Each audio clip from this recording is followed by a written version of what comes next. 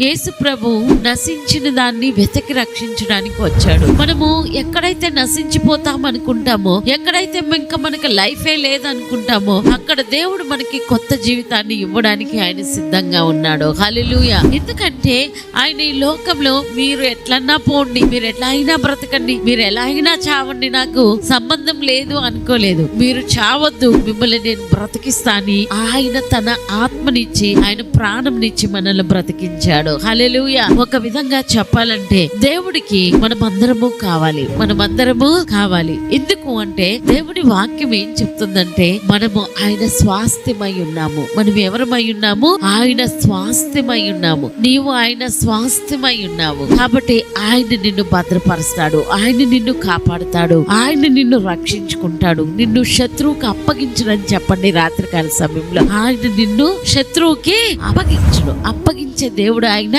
కాదు.